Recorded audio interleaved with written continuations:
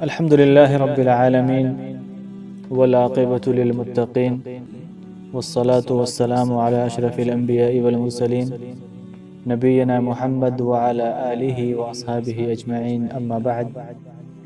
محترم ناظرین، السلام علیکم ورحمۃ اللہ وبرکاتہ. پچھلی ویڈیو میں ہم نے مدینہ منورہ اور مسجد نبی صلی اللہ علیہ وسلم کے چند فضائل کو جانا. اس ویڈیو میں انشاءاللہ مسجد نبی صلی اللہ علیہ وسلم کی زیارت کے کیا آداب ہیں اور مسجد نبی صلی اللہ علیہ وسلم کی زیارت کرنے والوں کے لیے کیا تنبیہات ہیں انشاءاللہ تفصیل سے جانیں گے. اس سے پہلے کہ ہم زیارت کے آداب کیا کیا ہیں شروع کریں، اللہ رب العالمین سے دعا کرتے ہیں کہ اللہ رب العالمین ہم سب کو مسجد نبی صلی اللہ علیہ وسلم کی زیارت کی توفیق عطا فرمائے. تو سب سے پہلے جب ہم مسجد نبی صلی اللہ علیہ وسلم میں داخل ہوں تو داخل ہوتے وقت اپنا دایاں پیر آگے کریں اور یہ دعا پڑھیں: اعوذ باللہ العظیم وبوجہہ الکریم وسلطانہ القدیم من الشیطان الرجیم بسم اللہ والصلاة والسلام علی رسول اللہ اللہم افتح لی ابواب رحمتک. اس کے بعد 2 رکعت نماز تحیۃ المسجد کی نیت سے پڑھیں.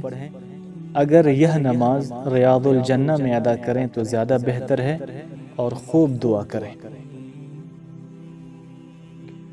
اس کے بعد رسول اکرم صلی اللہ علیہ وسلم پر نہایت ادب و احترام سے درود و سلام عرض کریں.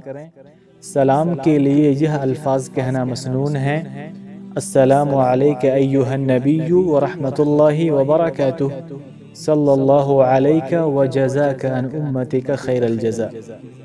پھر حضرت ابو بکر رضی اللہ تعالی عنہ پر السلام علیک یا ابا بکر ورحمۃ اللہ وبرکاتہ رضی اللہ عنک وجزاک عن امت محمد خیرا. اور حضرت عمر رضی اللہ تعالی عنہ پر السلام علیک یا عمر بن الخطاب ورحمۃ اللہ وبرکاتہ رضی اللہ عنک وجزاک عن امت محمد خیرا کے ذریعے سلام کہیں. اسی طریقے سے عورتوں کے لیے بکثرت قبروں کی زیارت یہ جائز نہیں، کیونکہ رسول اکرم صلی اللہ علیہ وسلم نے بکثرت قبروں کی زیارت کرنے والی عورتوں پر لعنت فرمائی، لیکن کبھی کبھار زیارت کر سکتی ہیں. اسی طریقے سے زائرین کے لیے زیادہ سے زیادہ مسجد نبوی میں ٹھہرنا، کثرت سے دعا و استغفار، ذکر و اذکار، تلاوت قرآن اور دیگر نفلی عبادات و اعمال صالحہ کرنا چاہیے. اسی طریقے سے جب مسجد سے نکلیں تو یہ دعا پڑھیں: بسم اللہ والصلاة والسلام علی رسول اللہ اللہم انی اسألک من فضلک اللہم عصمنی من الشیطان الرجیم.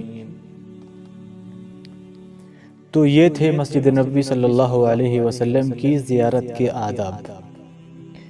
اب آئیے آگے ہم جانتے ہیں کہ مسجد نبی صلی اللہ علیہ وسلم کی زیارت کرنے والوں کے لیے کیا تنبیہات ہیں.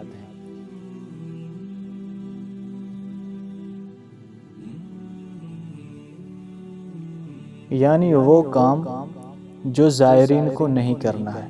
ان میں سب سے پہلا یہ کہ حجرہ نبوی کی کھڑکیوں اور مسجد کی دیواروں کو برکت کی نیت سے چھونا یا بوسہ لینا یا طواف کرنا جائز نہیں ہے، بلکہ یہ سب بدعت والے اعمال ہیں.